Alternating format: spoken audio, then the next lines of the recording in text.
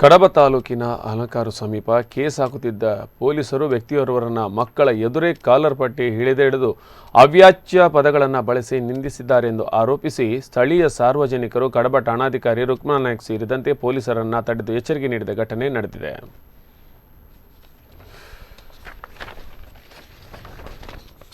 ಉಪ್ಪಿನಂಗಡಿ ಸುಬ್ರಹ್ಮಣ್ಯ ರಾಜ್ಯ ಹೆದ್ದಾರಿಯ ಅಲಂಕಾರುಪೇಟೆಗೆ ಸಮೀಪದಲ್ಲಿ ಪೊಲೀಸರು ವಾಹನ ತಪಾಸಣೆ ಮಾಡ್ತಾ ಇದ್ರು. ಈ ಸಮಯದಲ್ಲಿ ತನ್ನ ಮಕ್ಕಳೊಂದಿಗೆ ವ್ಯಕ್ತಿಯೋರ್ವರು ಆಧಾರಿಯಾಗಿ ಬಂದಿದ್ದು ಮಕ್ಕಳು ಮಾಸ್ಕ್ ಧರಿಸಿರಲಿಲ್ಲ ಎನ್ನಲಾಗಿದೆ.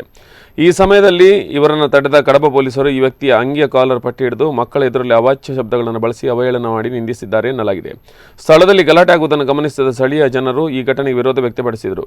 ಪೊಲೀಸರನ್ನು ತರಗತಿಗೆ ತೆಗೆದುಕೊಂಡು ಸಾರ್ವಜನಿಕರು ನಿಮಗೆ ತಾಕತ್ತಿದ್ದರೆ ಕಡಬದ ಹಲವು ಕಡೆಗಳಲ್ಲಿ ನಡೆಯುತ್ತಿರುವ ಅಕ್ರಮ ಕೋಳಿ ಅಂಕ, ಜುಗಾರಿ ಅಡ್ಡೆ ಸೇರಿದಂತೆ ಅಕ್ರಮಗಳು ನಡೆಯುವ ಕಡೆಗಳಲ್ಲಿ ದಾಳಿ ನಡೆಸಿ ಎಂದು ಎಚ್ಚರಿಕೆ ನೀಡಿದ್ದಾರೆ. ಸ್ಥಳದಲ್ಲಿ ಸ್ವಲ್ಪ ಮಟ್ಟಿಗೆ ಗೊಂದಲದ ವಾತಾವರಣ ಉಂಟಾಗಿತ್ತು. ಈ ಬಗ್ಗೆ ಮಾತನಾಡಿದ ಕಡಬ ಠಾಣಾಧಿಕಾರಿ ರುಕ್ಮಾನ್ ನಾಯ್ಕ್ ಅವರು, ನಾವು ವಾಹನ ತಪಾಸಣೆ ಮಾಡುವ ಸಮಯದಲ್ಲಿ ಮಕ್ಕಳೊಂದಿಗೆ ಬಂದ ವ್ಯಕ್ತಿಯೋರ್ವ ಮಕ್ಕಳು ಮಾಸ್ಕ್ ಧರಿಸಿರಲಿಲ್ಲ. ಈ ಬಗ್ಗೆ ಅವರಿಗೆ ಎಚ್ಚರಿಕೆ ನೀಡಿದ ಹೊರತು ಯಾವುದೇ ತರಹ ಅವ್ಯಾಚ್ಯ ಶಬ್ದಗಳನ್ನು ಬಳಸಿಲ್ಲ ಎಂದು ಸ್ಪಷ್ಟಪಡಿಸಿದ್ದಾರೆ.